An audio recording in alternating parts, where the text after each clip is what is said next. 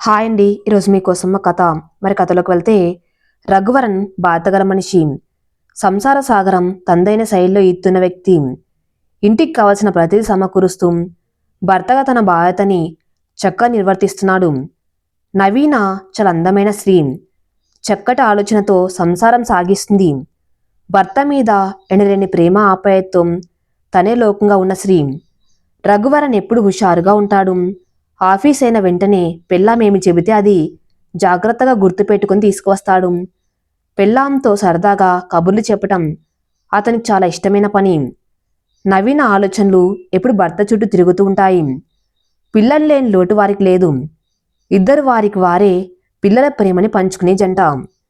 ఇద్దరి జీవితంలోకి ఆమె రాక ఒక అనుకోని ఉపద్రవం. నవీన చిన్ననాటి స్నేహితురాలు ఉషా ఒకరోజు షాపింగ్లో కనిపించింది. నువ్వేనా నవీన, ఎంతకాలమైంది నిన్ను చూసి, ఎలా ఉన్నావు అని ఉష గుర్తుపట్టి పలకరించింది.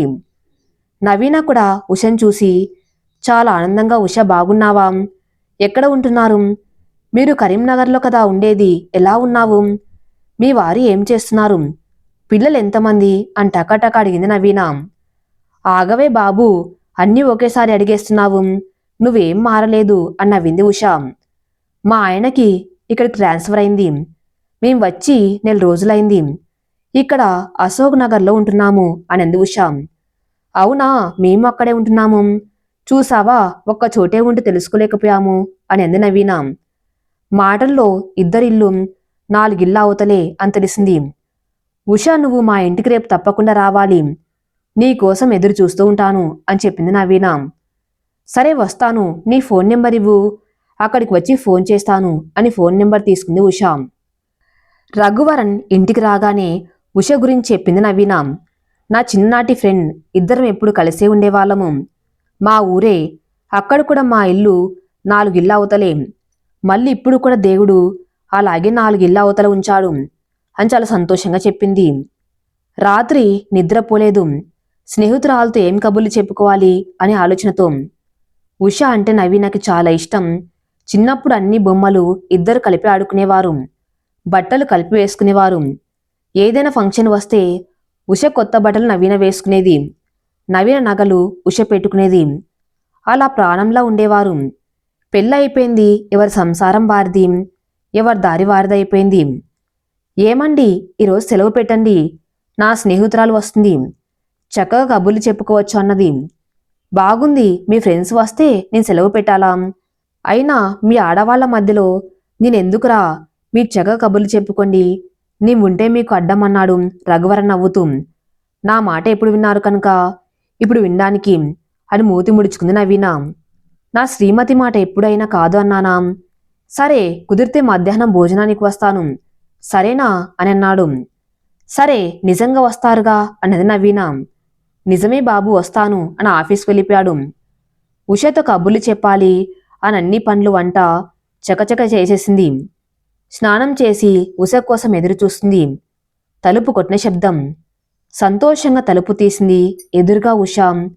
సంతోషంగా ఇద్దరు పట్టుకున్నారు. రావే, ఎన్ని సంవత్సరాలైంది మనం కలిసి, చాలా సంతోషంగా ఉంది అని కబుర్లలో పడిపోయారు. నవీన మాటలకి ముందు మా ఆయన, మాటకు తర్వాత మా ఆయన అని మొగుడు గురించి చెబుతూనే ఉంది. మా ఆయనకి నేనంటే ప్రాణం, నేను లేకుండా ఒక క్షణం కూడా ఉండడు. ఇంటికి వచ్చిన దగ్గర నుండి నవీన అని వెనకాలే ఉంటాడు చిన్న పిల్లాల్లా అంది మొగుడు కబుర్లు మురిసిపోతూ చెబుతూ. అవునే, మీ ఆయన కబుర్లు ఏమిటి అంది నవీన. ఉష ఏం మాట్లాడలేదు. ఏమిటి ఉష, చెప్పు అంది నవీన. ఏముందే, డైలీ రొటీన్గా గడిచిపోతుంది జీవితం. నాకొక పాప, తను స్కూల్కి, మా ఆయన ఆఫీస్కి వెళ్తే ఇంట్లో ఒక్కదాన్నే. ఆయన వచ్చేసరికి రాత్రి 10 అవుతుంది. తినేసి నిద్రపోవటం, మళ్ళీ పొద్దున్నే హడావిడి మొదలు. అంతే జీవితం, చెప్పుకోటానికి నీలా ఏమీ లేదు అంది ఉష. భోజనాలు టైం అయింది, ఈయన ఇంకా రాలేదేమిటి అనుకుంది మనసులో.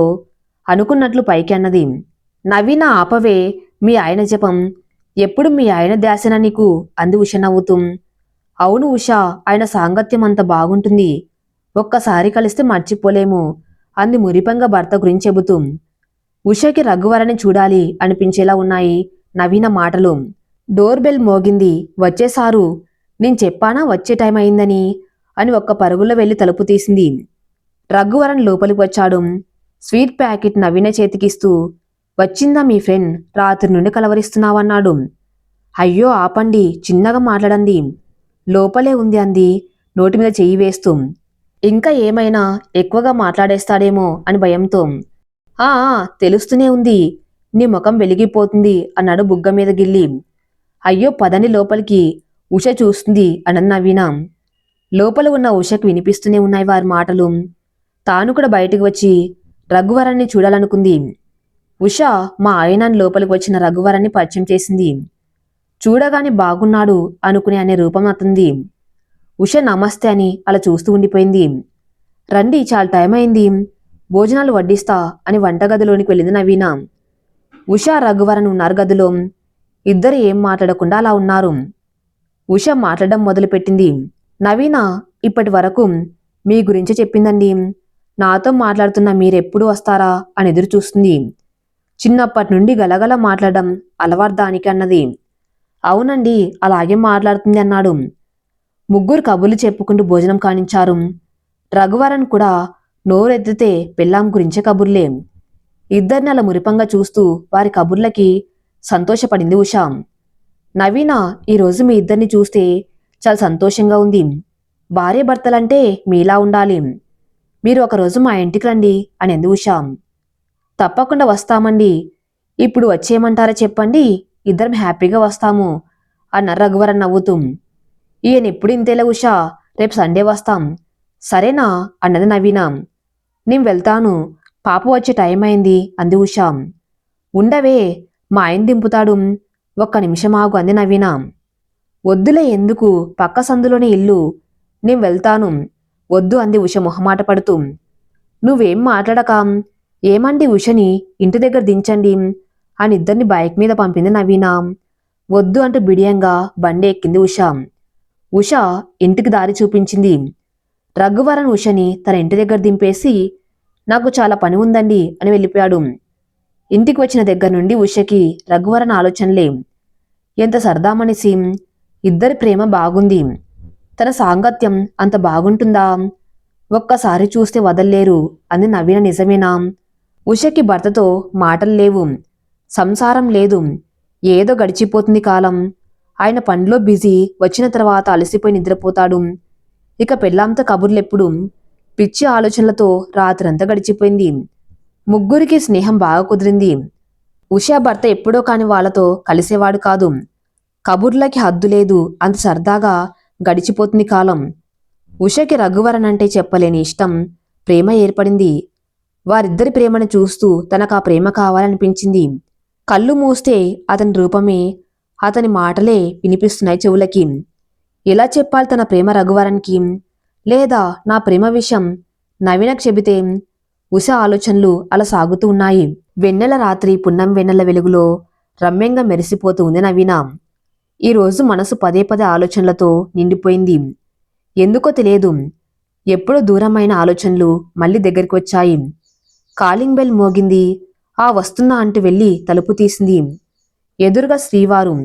ఏమిటి రోజు ఇంత తొందరగా వచ్చేశారు? ఏమీ లేదురా, ఎందుకో ఒళ్ళు అంత భారంగా ఉంది, అందుకే సెలవు పెట్టి వచ్చేశాం. ఈ మధ్య రెస్ట్ లేకుండా వర్క్లో బిజీ అయిపోయాను, ఒళ్ళు అలసిపోయి సహకరించడం లేదు అంటూ బట్టలు విప్పి గీజర్ ఆన్ చేసి బాత్రూంలోకి వెళ్ళాడు. పని పని పని, ఎప్పుడు పని మీద దాస తప్ప దేని మీద లేదు. అప్పుడు మరి ఒళ్ళు బుర్ర సహకరించదు కదా అన్నది నవీన. నాకు భోజనం వద్దు, మజ్జిగ చేసి ఇవ్వు చాలు. నువ్వు భోజనం చేయలేదు కదా, చెయ్యి, నీకు కంపెనీ ఇస్తూ మజ్జిగ తాగుతానన్నాడు. సరే అని వంటగదిలోకి వెళ్ళి మజ్జిగ చేసి తెచ్చి ఇచ్చింది. నువ్వు తినకుండా నేను తినలేను, నాకు ఆకలిగా లేదు, మీకు ఇష్టమని సాంబార్ పెట్టి బంగాళదుంపలు వేపుడు చేశాను అని చెప్పింది. సాంబార్ అనగానే నోరూరి, సరే ఒక ముద్ద నువ్వు తింటూ నాకు తినిపించు అన్నాడు. నవీన భోజనం కలుపుకొచ్చి రఘువరన్కి తినిపిస్తూ తను కూడా తిన్నది. భోజనం పూర్తయిన తర్వాత వంటగదిలోకి వెళ్ళి వంటగది సర్ది వచ్చేసరికి రఘువరన్ వెంటనే మంచం మీద వాలిపోయి దుప్పటి ముసుగు పెట్టి జ్వరం వచ్చినట్లుగా ఒళ్ళంతా భారంగా ఉంది నవీన. నిన్న మీ ఫ్రెండ్ వచ్చింది కదా, నన్నే చూస్తూనే ఉంది, దిష్టి పెట్టినట్లు ఉంది అని నవ్వుతూ. అబ్బో, మా ఫ్రెండ్ దిష్టి పెట్టి మీకు నొప్పులు వచ్చాయా పాపం, నా బుజ్జి కదూ. సరే, టాబ్లెట్ ఇస్తాను వేసుకుని మజ్జిగ తాగి పడుకోండి అని టాబ్లెట్ కోసం అలమార దగ్గరకు వెళ్ళబోతూ ఉంటే, నాకు ఆ టాబ్లెట్ వద్దు, నువ్వే కావాలి అని నవీనని మీదకి లాక్కున్నాడు. జ్వరంగా ఉందని ఇదేం పని, ఇంకా జ్వరం ఎక్కువ అవుతుంది, ఏంటి పాడు వేషాలంటూ విదిలించుకోబోయింది. ఈరోజు నీ మీద మనసు మళ్ళిందిరా, మెరుస్తున్న నీ ముక్కు పుడక నా మనసుని ప్రశాంతంగా ఉంచటం లేదు. నా జ్వరానికి మందులు నువ్వే, నాలోని రమ్య రసాన్ని బయటకు తీయగల శక్తి నీకే ఉంది, నాలోని బడలిక తీర్చే ఔషధం నీలోనే ఉంది. నా జ్వరం తగ్గాలంటే నీతో యుద్ధం చేయవలసిందే, గెలుపు ఓటమి లేని యుద్ధం, ఇద్దరం గెలిచేది యుద్ధం, స్వేదం చెప్పే రతి నిర్వేదం సాగాల్సిందే, అప్పుడే నా ఒళ్ళు చల్లబడ్డం జరుగుతుంది అంటూ నవీన నడుము చుట్టేశాడు. వెచ్చని కౌగిలి తన్మయంలో గెలుపు కోసం ఇద్దరి ఆరాటం, చేతులకు చేతులు కాళ్ళకు కాళ్ళు అంటూ ఇరు వర్గాల వలపు యుద్ధంలో బలాబలాలు నిరూపించుకుంటూ హోరాహోరీ యుద్ధంలో వెచ్చని శ్వాసే శాంకారావమైంది. అతని పెదవులు ముద్దుల హద్దులు దాటి తీపి జీవారుచులను కలిపి అమృతం కురిపించింది. అందలమెక్కిన ఆనందం అతని ముద్దు మురిపాలలో, అంబాని ఎక్కిన ఆనందం అతని అలుపెరగని పరుగులలో, అంబాన్ని ఎక్కిన ఆనందం అతని అలుపెరగని పరుగులో, అంబరాన్ని తాకిన ఆనందంతో తృప్తి నిన్న కళ్ళతో అలా గంటసేపు జరిగిన యుద్ధంలో శరీరం చల్లబడింది. అమృతం కురిసిన రాత్రి ఆనందాల హరివిల్లు విరిసింది. అలసిన శరీరాలు వెచ్చని ఆవిర్లు వెదజల్లుతూ ఆ గది అంతా మన్మధుడి తాపంతో పూల బాణాలు విరిసింది. ఇద్దరికి ఉదయం వరకు స్పృహ లేదు. అలారం మోతకి ఇద్దరు పైకి లేచారు.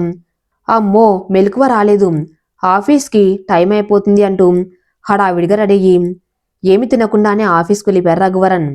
నవీన ఇంకా మంచం మీద అలా పడుకుని ఉంది. చాలా రోజుల తర్వాత ఇంత ఆనందంగా గడిపేసరికి నవీనకి ఒళ్ళంతా బరువుగా భారంగా బద్ధకంగా ఉంది. చిన్నగా లేచి పని అంతా ముగించుకొని వంట చేసి పుస్తకం పట్టుకుని కూర్చుంది. ఎండ నిప్పులు చెలరేగుతుంది. ఇంతటి ఎండలో హడావిడిగా లోపలికి వస్తూనే నవీన ఎక్కడ ఉన్నావు అని పిలుస్తున్నారు రఘువరన్. అబ్బా, ఎందుకలా అరుస్తారు, ఇక్కడే ఉన్నాను కదా, ఏంటో చెప్పండి అన్నది నవీన కోపంగా. అది కాదే నవీన, ఈరోజు ఆఫీస్ నుండి వస్తున్న దారిలో నా ఫ్రెండ్ ఒకడు తగిలాడు, సినిమాకి వెళ్దాం అని ఒకటే గోలా, నీకు చెప్పకుండా వెళ్ళను కదా, నీకు చెప్పేసి వస్తాను అని వచ్చాను, టైం అయిపోతుంది, స్నానం చేసేసి నీ సినిమాకి వెళ్తానన్నాడు హడావిడిగా బాత్రూంలోకి దూరుతూ. బాగుంది, మీరు సినిమాకి వెళ్ళటం కోసం ఇంతలాగా రెంకలు పెట్టుకుంటూ వచ్చారు, మళ్ళీ ఏదో ఒక వంక నాకు చెప్పాలి అని మీ ఫ్రెండ్ దగ్గర పెళ్ళామంటే ఇంత భయమో అనిపించుకోవాలనిగా అక్కడ అలా చెప్పొచ్చారు, ఏదో పెళ్ళామంటే పెద్ద ప్రేమ ఉన్నట్లు అనేది కోపంగా. ఈలోపు స్నానం చేసి బయటకు వచ్చి త్వరగా డ్రెస్ ఇవ్వే అన్నాడు. మీరు నచ్చినట్లు సినిమాకు వెళ్తున్నారుగా, మీకు నచ్చిన డ్రెస్ వేసుకోండి అన్నది నవీన బుంగమూతి పెట్టుకొని. అదిగో అలా అంటావనే నీకు చెప్పి వెళ్దామని వచ్చాను, లేదంటే అటునుంచి అట్టే వెళ్ళిపోయేవాణ్ణి, నీకు చెప్పకుండా నేను వెళ్ళను కదా, ఎందుకు తెలిసిన విషయాన్ని అంత రచ్చ చేస్తావు, వెళ్ళి డ్రెస్ తీసుకురా, నా బంగారం రా నువ్వు అన్నాడు. ఇంకో మాట మాట్లాడకుండా వెళ్ళి మంచి డ్రెస్ సెలెక్ట్ చేసి తీసుకువచ్చి ఇదిగోండి, ఇది వేసుకొని బాగుంటుంది అని ఇచ్చింది. నాకు తెలుసు నువ్వేదో పైకి అలా మాట్లాడతావు, కానీ నువ్వేది మనసులో పెట్టుకోవు అని డ్రెస్ వేసుకుని చకాచక బయటకు వెళ్ళిపోయాడు. రఘువరన్ అంటే నవీనకు చాలా ప్రేమ. అతను అడిగింది ఏది కాదని చెప్పదు. మొగుడికి పూర్తి స్వేచ్ఛ ఇచ్చింది. అప్పుడు ఎప్పుడో భాగ్యరాజ్ సినిమాలో వాళ్ళ ఆవిడ భాగ్యరాజ్కి స్వేచ్ఛ ఇచ్చినట్లు ఇచ్చి చివర్న చెంగుకు ముడి వేసుకుని భర్త ఎప్పుడు హద్దాడితే అప్పుడు ఆ చెంగు పట్టుకుని తన దగ్గరకు లాక్కునేలా. నవీన కూడా అంతే, చిన్న వయసులోనే పెళ్ళయింది. పెళ్లికి అర్థం పరమార్థం 7 అడుగులు సప్తపది అలాంటివి ఏమి తెలియని వయసులో పెళ్ళయింది. అందుకే నేమ రఘువరన్ అంటే పంచ ప్రాణాలు. మరుసటి రోజు ఆదివారం. ఏమండి, బిర్యానీ చేశాను, కొంచెం ముసకిచ్చిరండి అంది నవీన. నా వల్ల కాదు, నువ్వే వెళ్ళు, ఇదిగో బండి తాళం, నాకు నిద్ర వస్తుంది అన్నాడు. ప్లీజ్ వెళ్ళండి, ఈరోజు పనిచేసేసరికి నీరసం వచ్చింది అన్నది క్యారేజ్ అందిస్తూ. సరే శ్రీమతి గారు, తమరు చెబితే చేయాలిగా అని పైకి లేచాడు. బండి స్టార్ట్ చేసి బయలుదేరాడు. ఉష ఇల్లు పక్క సందులోనే. 5 నిమిషాల్లో బండి ఇంటి ముందు ఆగింది. ఉషగారు అన్నాడు గట్టిగా తలుపు కొడుతూ. ఎవరు? ఆగు వస్తున్నా అని లోపల నుండి బయటకు వచ్చింది ఉషా. వెంటనే రఘుని చూసి చిరునవ్వుతూ, అయినా ఏమిటి అంత గట్టిగా అరుస్తున్నారు అని తలుపు తీస్తూ, ఏమీ లేదండి, బిర్యానీ చల్లారిపోతుంది అని అన్నాడు. మీరు గట్టిగా అరిస్తే వేడిగా ఉంటుందా అంది నవ్వుతూ. మీ ఫ్రెండ్ ఒకటే గోలా, బిర్యానీ మీకు ఇవ్వమని ఇచ్చేశాను, ఇక వెళ్తున్నా అన్నాడు గుమ్మంలో నుండి వెనక్కి తిరుగుతూ. అయ్యో కొంచెం సేపు కూర్చోండి, మంచినీళ్లు తాగి వెళ్ళండి, లోపలికి రండి అంది ఉషా. లేదండి పని ఉంది, ఈసారి వస్తానన్నాడు. మీకు మంచినీళ్లు కూడా ఇవ్వకుండా పంపించానంటే మా ఫ్రెండ్ నన్ను కొడుతుంది. రండి ఏం భయం లేదు, మిమ్మల్ని ఏం కొరుక్కొని తిననులే అన్నది నవ్వుతూ. రఘువరానికి ఇంట్లోకి వెళ్ళాలంటే కొంచెం ఇబ్బందిగానే ఉంది. ఇంట్లో ఎవరు లేరా అన్న లోపలికి వస్తూ. ఇంట్లో ఎవరు లేరు, మా వారి బిజినెస్ మీటింగ్ అని ఆ ఊరు ఈ ఊరు తిరుగుతూనే ఉంటారు, కాళ్ళకి చక్రాలు ఉన్నట్లు ఉన్నాయి, ఊర్లో ఉన్న ఎప్పుడు 10-11కి వస్తారు, ఇదిగోండి మంచినీళ్ళు తాగండి అంటూ కూలింగ్ వాటర్ తీసుకొచ్చి ఇచ్చింది. మరి పిల్లలు అన్నాడు. ఇంకా పిల్లలు లేరు, అదే ప్లానింగ్లో ఉన్నాము. ఈ ఊర్లో మీరు కలవటం చాలా సంతోషంగా ఉంది. చిన్ననాటి స్నేహితురాలిని కలిశానని రాత్రి మా వారికి చెప్పాను. మిమ్మల్ని ఒక ఆదివారం భోజనానికి పిలవమన్నారు. నేనే కాల్ చేద్దామనుకున్నాను, ఈలోపు మీరే వచ్చారు. తప్పకుండా రావాలన్నది. నాదేముంది, హోమ్ మినిస్టర్కి చెప్పండి, ఆమె ఏం చెప్తే అదే మనం చేయటం. సరే నేను బయలుదేరుతాను, నవీన ఎదురు చూస్తూ ఉంటుంది. అయినా బిర్యానీ వేడిగా తినాలని నా కోరిక, బిర్యానీ చల్లారిపోతే బాగోదు, ఉంటాను అంటూ బయటికి అడుగులు వేశాడు. ఉష ఏం మాట్లాడకుండా మౌనంగా అతన్నే చూస్తూ ఉంది. బాయ్ చెప్పి వెళ్ళిపోయాడు. నవీన ఇంకా స్నానం చేయకుండా ఇల్లు క్లీన్ చేస్తుంది. అదేంటి నవీన, నేను వెళ్ళి ఎంతసేపు అయింది, అప్పుడు వెళ్ళినప్పుడు ఇలాగే ఉన్నావు, మళ్ళీ వచ్చేసరికి ఇలాగే ఉన్నావు అన్నాడు బండి స్టాండ్ వేస్తూ బయట నుండి. మీకేం బాబు, సెలవు వస్తే హాయిగా కాలు మీద కాలు వేసుకుని దర్జాగా ఇది కావాలి అది కావాలని కోరికలు కోరుతారు. అవన్నీ చేసేసరికి మా సమయం ఓపిక అయిపోతుంది. ఇంకా నా పని అక్కడే ఉంది అంటూ ఒంటికి పట్టిన చెమటని చీర కొంగుతూ తుడుచుకుంటూ చెప్పింది. ముత్తె బిందువు ఇలాంటి చెమట నుదుటి నుండి కారుతూ ఉంటే వెంటనే దగ్గరకు వచ్చి ఊదాడు. అబ్బా ఏమిటండి మీ ఆటలు అన్న చెదిరిన చెమట బిందువుని మళ్ళీ కొంగుతూ తుడుస్తూ. హౌ రొమాంటిక్ నవీనా, ఈ తడిచిన శరీరంతో చెదిరిన జుట్టుతో చీర కొంగు నడుముకు చుట్టుకుని ఎంత వయ్యారంగా ఉన్నావో తెలుసా. చూస్తుంటే 2 కళ్ళు సరిపోవటం లేదు, ఇంత అందం ఎలా మిస్ అయ్యానబ్బా అన్నాడు ఆమె దగ్గరికి వచ్చి నడుము చుట్టూ చేతులు వేసి. బాగుంది సంబడం, ఒక పక్క పనిచేసి చెమటలు పట్టి ఉంటే నీ వయ్యారంగా అందం కనిపించానా అన్నది మూతిప్పుతూ. అవును, అందము ప్రేమ అంటే ఇలాగే ఉంటుంది. భార్య భర్తలు ఎలా ఉన్నా కూడా వారిలో ప్రేమ కలిగిందంటే అది నిజమైన ప్రేమ. అంతేగాని అందంగా ఉన్నప్పుడు, సింగారించుకున్నప్పుడు, అత్తరు వాసనలు వెదజల్లినప్పుడు వచ్చే ప్రేమ కాదు. నీకు ఒక కథ చెప్పనన్నాడు.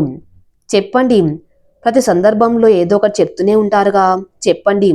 నేను అలా స్నానం చేస్తూ ఉంటాను, మీరు మాత్రం యువతల వైపు నుండి చెప్పండి. ఓ స్నానానికి వెళ్తున్నావా, అయితే ఇంకేం, కలిసి స్నానం చేసి కలిసి కబుర్లు చెప్పుకుందామన్నాడు. ఓరి దేవుడా, ఈ కోరిక కూడా ఉందా అన్నది అతను వెనక్కి తోసి.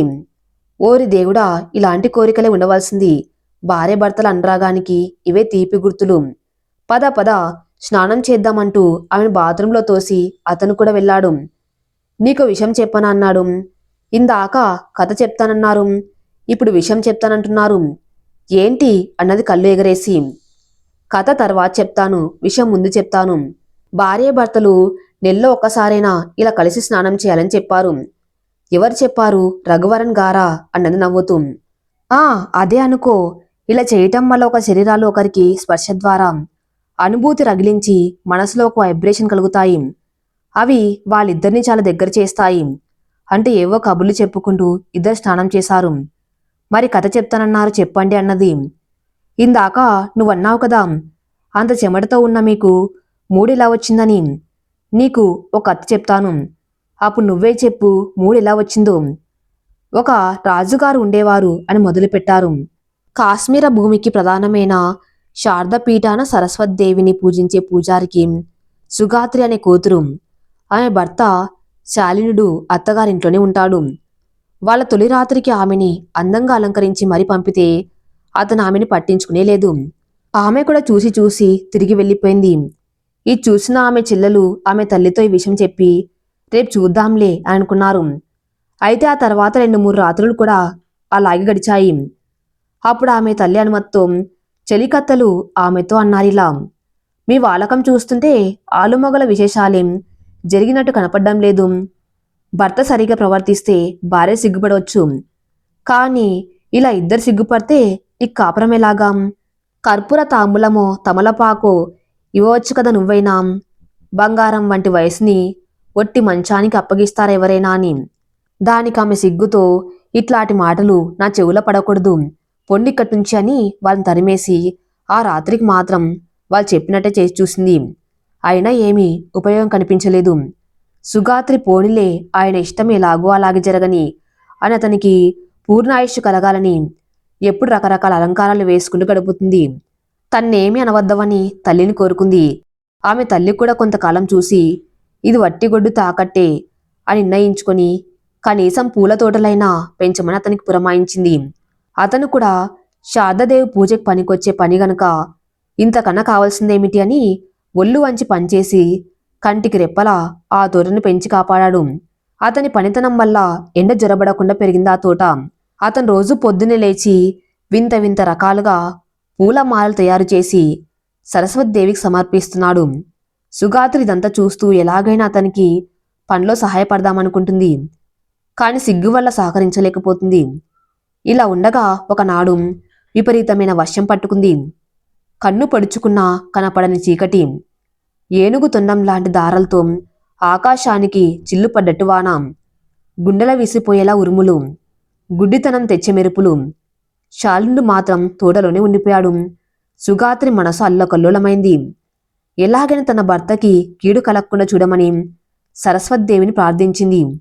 అంతటితో ఆగకుండా ఎవరికీ చెప్పకుండా ఒక్కతే తోటకు బయలుదేరింది. ఆ కుంభవృష్టిలో ఆమె పాతివ్రత్య మహిమ వల్ల ఆమె మీద చినుకు పడలేదు. దారిలో వాగులు కూడా తప్పుకొని దారిచ్చాయి. తోటకు వెళ్ళి అతను కనపడకుండా దాక్కొని చూస్తే అతను గాని ఆ తోట గాని ఏమాత్రం చెక్కు చెదరకుండా ఉన్నాయి. ఆనందంగా శారదాదేవి మహిమ వల్లే ఇలా జరిగిందని ఆమెని కీర్తిస్తూ మళ్ళీ ఎవరికి తెలియకుండా ఇంటికి తిరగవచ్చి ఎప్పట్లానే ఉన్న సుగాత్రి. ఊళ్ళో వాళ్ళు మాత్రం అంత పెద్ద గాలివాన ఆ తోటలోని చిన్న మొక్కను కూడా కదల్చలేదని వింతగా చెప్పుకున్నారు. ఇంకొన్నాళ్ళు గడిచింది. సుగాత్రిక సిగ్గును పక్కన పెట్టి భర్తకి సహాయం చేద్దామని ఎప్పట్లాగే అలంకరించుకుని తోటకెళ్ళింది. వెళ్ళి నగలన్నీ మూటకట్టి పక్కన పెట్టి అతనికి ఇష్టం లేకపోయినా పనులు చేయడం సాగించింది. పాదులు తవ్వింది, మళ్ళకి మడవలు మార్చింది, మోపులు మోసింది, అటు ఇటు చకచక నడిచింది. అన్ని రకాల తోట పనులు చేసింది. మడులు మార్చింది, మోపులు మోసింది, అటు ఇటు చకచక నడిచింది, అన్ని రకాల తోట పనులు చేసింది. అలా ఆమె పనులు చేస్తుంటే అతని మీద పూల బాణాలు గుప్పించాడు మన్మధుడు. ఎంత చెప్పినా వినవు కదా, నువ్వెక్కడా, ఈ తోట పనెక్కడా అంటూ ఆమె చెంప మీద చెమటని తన ఉత్తరీయంతో తుడుస్తుంటే ఎంత తుడిచినా అలా వస్తూనే ఉంటుందే, అది మన్మధుడి మహిమ మరి. ఇక ఆగలేక ఆమెని కౌగలించుకున్నాడు అతను. దట్టమైన చిగుళ్ళ పొదరింట్లో ఇద్దరు ఒకటయ్యారు. తర్వాత మళ్ళీ అలంకారాలన్నీ పెట్టుకుని ఇంటికి వెళ్ళింది సుగాత్రి. ఆ ముఖం వంక చూసిన చెలికత్తలకి విషయం అర్థమైంది. ఆ రాత్రి ఆమెను మళ్ళీ బాగా అలంకరించి భర్త దగ్గరికి పంపారు. అయితే అతని కళ్ళల్లో మెదులుతున్నది పూల తోటలో పనులు చేస్తూ కనిపించిన ఆమె రూపం. ఇలా అలంకరించుకున్న సుగాత్రి ఏం మాట్లాడుతున్నా అతని చెవులకే ఎక్కలేదు ఒక్క ముక్కైనా. ఆమె ఆ రాత్రంతా అక్కడే అతని పాదాలు పడుతూ గడిపింది. మర్నాడు మళ్ళీ తోటకు వెళ్ళి పనులు చేస్తూ ఉంటే ఆమెను చూసిన అతని ప్రవర్తన మారిపోయింది. అప్పుడు అర్థమైంది ఆమెకి, అతని మనసుకు నచ్చేది సొంపులే గాని సొమ్ములు కావని. అలా రోజు తోట పనులు చేస్తూ భర్తతో హాయిగా కాలం గడుపుతుంది. మెల్లగా ఆమె తల్లికి కూడా ఈ విషయం తెలిసింది. ఆమె కూతురుతో, అమ్మా, నువ్వు సరస్వతీదేవి వరాన పుట్టినదానివి, నీ మూలాన మన వంశం పవిత్రమవుతుందని ఆ దేవి స్వయంగా చెప్పింది. అందువలనే నీ తండ్రి దేశాంతరాలు పట్టుకపోయినా నీకు పుట్టే బిడ్డల కోసం ఎదురు చూస్తూ ఇంక బతుకున్నాను.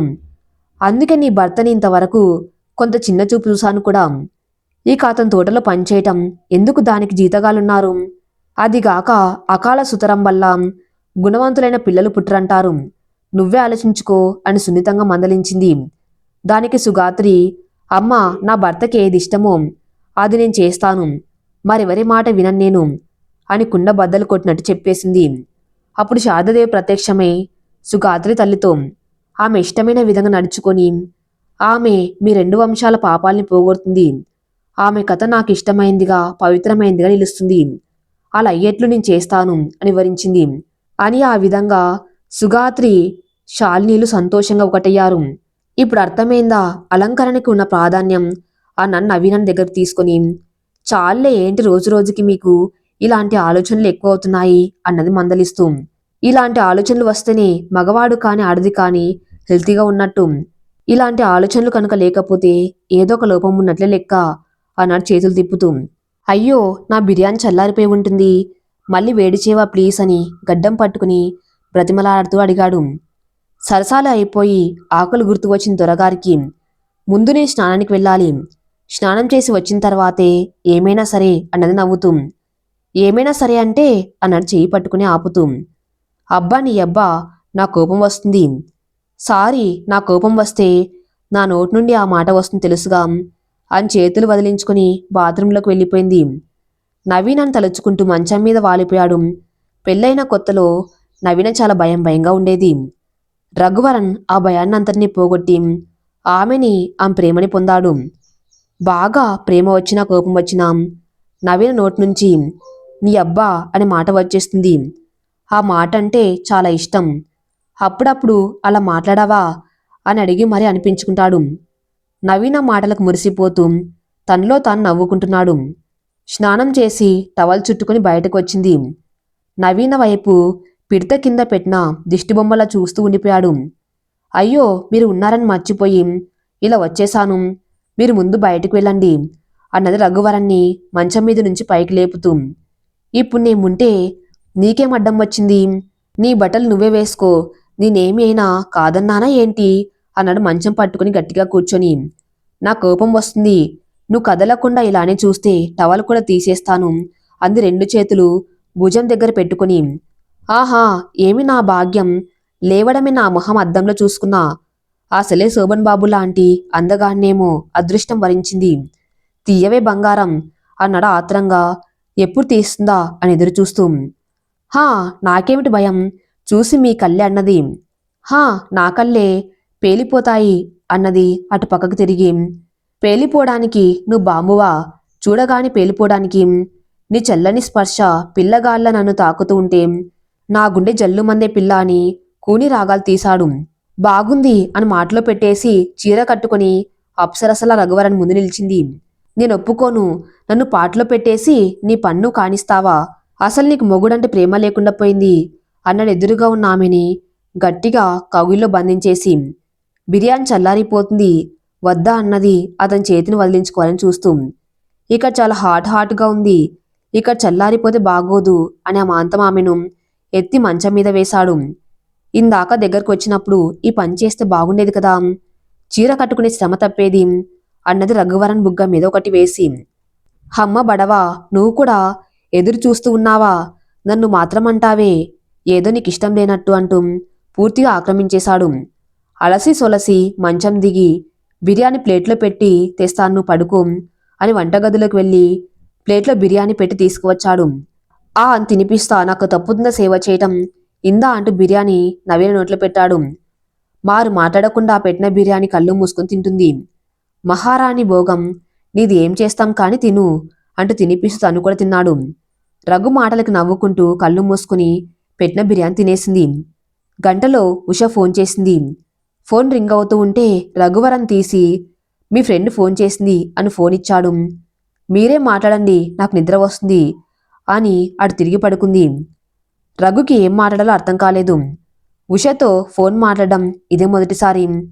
వెంటనే తమాయించుకొని హలో ఉషగారు, ఏంటండి సంగతులు అన్నాడు గట్టిగా. నేను 2 ఇళ్ళ అవుతలేనండి, ఫోన్లోనే ఉన్నాను, మీరంత గట్టిగా అరవాల్సిన అవసరం లేదు అన్నది ఉష. అవును కదా అనుకొని ఏమిటండి సంగతులు అన్నాడు నిదానంగా.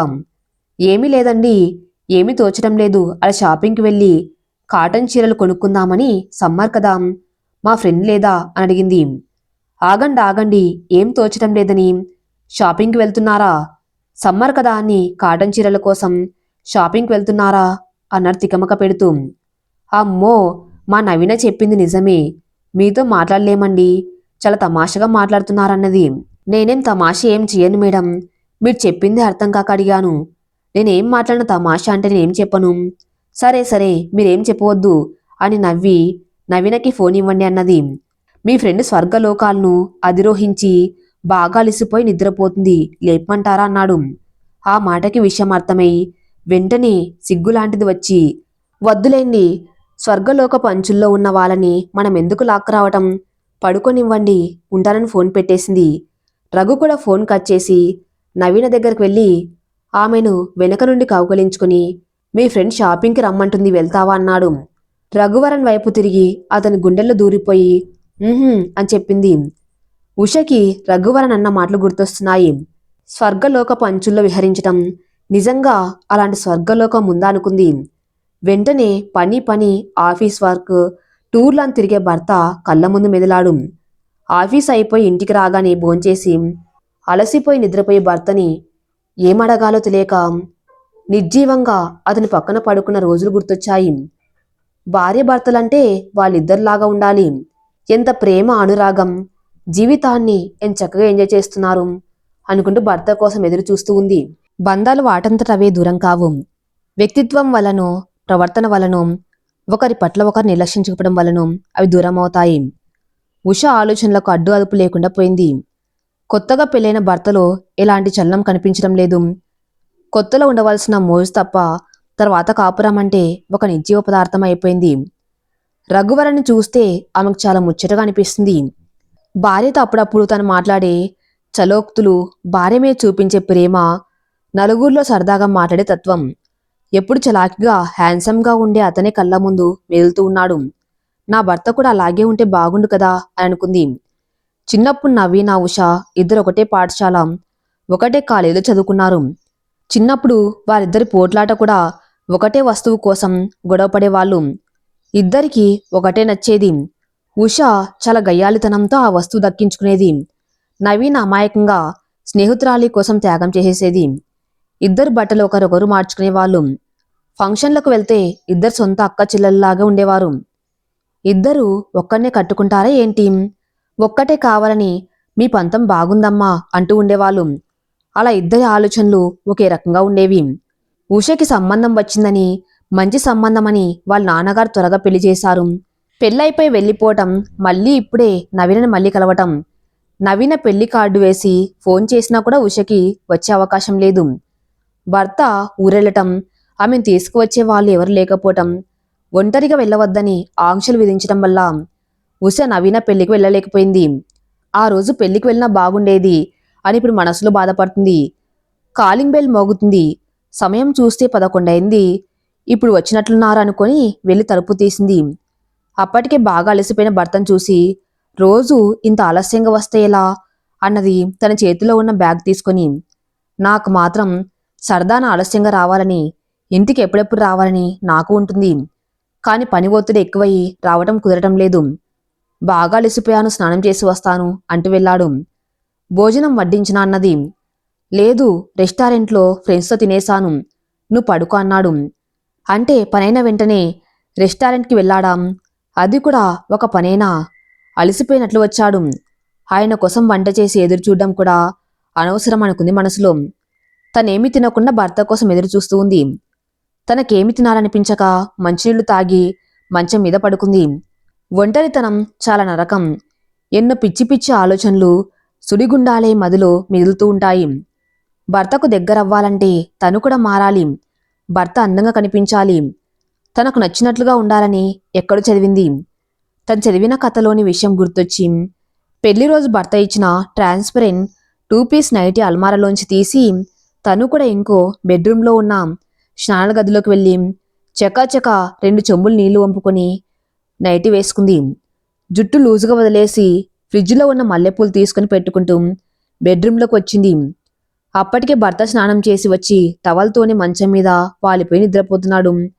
బోర్లా పడుకొని నిద్రపోతున్న భర్తను ఏం చేయాలో ఏమనాలో అర్థం కాక తను కూడా మంచం మీద కూర్చుంది.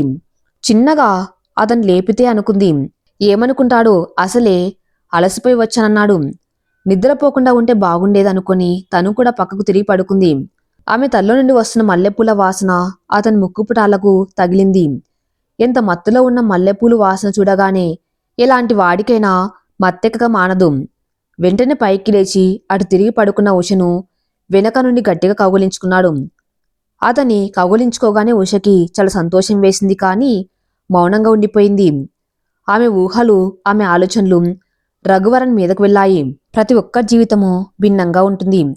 ఇతరులతో పోల్చుకోవటం మానేయాలి. ఉన్నదాంతో తృప్తిగా ఉండాలి.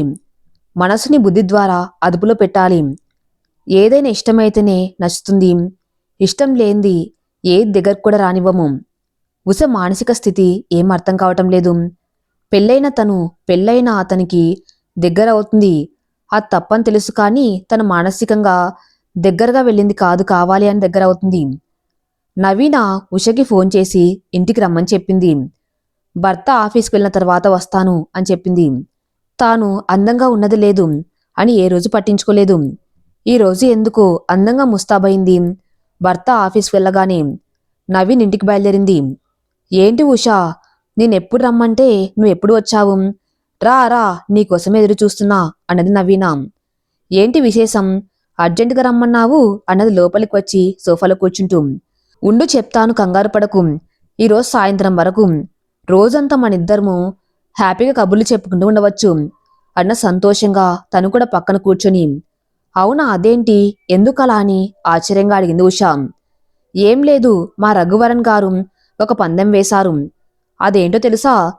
ఈ రోజంతా నాకు వండి వడ్డిస్తాను అని. ఎందుకిలా వద్దు అంటే, నాకు వంట చేయాలనిపిస్తుంది. నువ్వు రోజు నా కోసం కష్టపడుతున్నావు కదా, నీకు రెస్ట్ ఇస్తాను అన్నాడు అని సంతోషంగా చెబుతుంది. వెంటనే రఘువరన్ లోపల నుంచి టీ కప్పులు తీసుకుని వచ్చాడు. ఎలా ఉన్నారు ఉషగారు? ఈ రోజంతా మీకు ఫుల్ రెస్ట్. మీ ఫ్రెండ్ మీరు కబుర్లు చెప్పుకుంటూ ఉండండి. మీకేం కావాలో ఆర్డర్ వేయండి, చిటికలు వచ్చేస్తాయన్నాడు. చెప్పవే, నీకేం తినాలనిపిస్తుందో అని చెప్పి చేసి పెట్టడానికి రెడీగా ఉన్నాడు. ఎందుకే ఈరోజు వంటగది మీద ఇష్టం పెరిగిందట అన్నది నవీన నవ్వుతూ. ఉష టీ తాగుతూ, టీ చాలా బాగా చేశారు, వంటలు కూడా బాగా చేస్తారని అనిపిస్తుంది. ఆహా, అప్పుడే ఒక మార్క్ కొట్టేశాను అంటూ నవీన వైపు చూసి, చూసావా నా వంట ప్రతిభ అని సంబరపడిపోయాడు. అదేంటి ఈరోజు ఏమన్నా స్పెషల్ అకేషనా? ఆఫీస్కి సెలవు పెట్టి మరి వంటలు చేస్తున్నారు అన్నది ఉష. ఏమీ లేదు, ఆయనకు నా మీద ప్రేమ పెరిగినప్పుడు ఇలా ఆఫీస్ సెలవు పెట్టి వంటలు చేస్తూ ఉంటారు మధ్య మధ్యలో అని ఆపేసింది. ఆ, మధ్య మధ్యలో అన్నది ఉష ఆత్రంగా. ఏముంది మధ్య మధ్యలో, ఆయనకిష్టమైన ముద్దులు కౌగలింతలు, ఇంకా అదే కదా పని అన్నది రఘువరన్ వైపు కొంచెం కోపంగా చూస్తూ వెంటనే సిగ్గుపడుతూ. అదే పనేమిటి, భార్యాభర్తలంటే ఇక అదే పని మరి. అంతేకాని అదేం చేయకూడని పని కాదు కదా. యువర్ లైసెన్స్, మనం ఇష్టం ఏమైనా చేసుకోవచ్చు. అందుకే కదా మన పెద్దవాళ్ళు పెళ్ళి అనే లైసెన్స్ ఇచ్చి మనకు ఒక ఇల్లు ఇచ్చి స్వేచ్ఛగా ఉండమన్నారు. అది కూడా అర్థం కాదు మీ ఆడవాళ్ళకి. అంతే అంతే, వెళ్ళండి, వంటగదిలో వంట మీకోసం ఎదురు చూస్తూ ఉంది. ఇక్కడ మాతో కబుర్లు చెప్పడం కాదు అంటూ రఘువరన్ని భుజం పట్టుకుని వంటగదిలోకి తోస్తుంది. అబ్బా, మీరు కూడా వంటగదిలోకి వచ్చి కబుర్లు చెప్పవచ్చు కదా. ఇద్దరు ఆ గదిలో కూర్చొని ఏం చెప్పుకుంటారు? నాతో పాటు మీరు రండి అంటూ ఇద్దరిని చెయ్యి పట్టుకుని లాక్కెళ్లాడు. వాళ్ళిద్దరు సరదా సంసారం చూసి ఉషకి ఒక రకంగా సంతోషంగా ఉంది, ఒక రకంగా బాధగా ఉంది. ఏం కూర కావాలి, ఏం కూరలు చేయమంటారు అన్నాడు భుజం మీద గరిటెను పెట్టుకుని. మీకేం కూరలు వచ్చు అన్నది ఉష మాట కలుపుతూ. మీకేమిష్టమా చెప్పండి, నన్ను అడగడం కాదు అన్నాడు. నాకు వంకాయ కూర అంటే ఇష్టం లేదు, అది తప్ప మిగిలినవన్నీ చెయ్యండి అన్నది. హతావిధి, ఎంత మాట! నో, ఈ మాట నేను వినలేను. వంకాయ కూర ఇష్టం లేదు అనే వాళ్ళకి నా వంటలు తినే అదృష్టం లేదు. ఎందుకంటే వంకాయ మన ప్రాణం. వంకాయ కూర చేయటంలో మనం కింగ్లం. వంకాయ కూర ఇష్టం లేదని వాళ్ళకి నా ఇంట్లో కూడా స్థానం కూడా లేదు అన్నాడు ఒక డ్రామా ఆర్టిస్ట్ స్టేజ్ మీద పర్ఫామ్ చేస్తున్నట్లు. నవీన వెంటనే నవ్వేస్తూ, మా ఆయనకు వంకాయ కూర అంటే చాలా ఇష్టం. నువ్వు వంకాయ ఇష్టం లేదనేసరికి ఆయనలో నటుడు బయటికి వచ్చాడు. నువ్వు వంకాయ కూర తినక తప్పదు అన్నది. ఉషకి రఘువరణాలు చేయటం ఆశ్చర్యంగా అనిపించి తను కూడా నవ్వేసింది. మహాప్రభు క్షమించండి, మీకోసం ఈరోజు వంకాయ కూరను తిని పెడతాను, మీరు చేసి పెట్టండి అన్నది. 2 చేతులు జోడించి నమస్కరిస్తూ, లెస్స పలికితివి, వంకాయ కూర లేని భోజనము భోజనం కాదు. మీరు చిటికెలో ఈ లేత వంకాయలు కోసి నాకిస్తే నీ వెంటనే కూర చేసి మీకు వడ్డిస్తానన్నాడు. రఘువరన్ వంట చేసి పెట్టడం, సరదాగా మాట్లాడడం చూసి అతను ఇంకా నచ్చేస్తున్నాడు. భర్త ఏ రోజు కనీసం కంచంలో అన్నం వడ్డించింది కూడా లేదు. ఉషకి ఉండే కనీసం ఆశలు, చిన్న చిన్న కోరికలు కూడా తీర్చింది లేదు. అందుకే వారిద్దరి జంటను చూస్తే ఉషకు ఆశ్చర్యంగాను, ఆనందంగాను, బాధగాను ఉంది. ఈ కథ ఇంకా నెక్స్ట్ పార్ట్లో కొనసాగించబడుతుంది. నెక్స్ట్ పార్ట్ కోసం నా ఛానల్ని ఫాలో అవుతూ ఉండండి. Thank you for listening.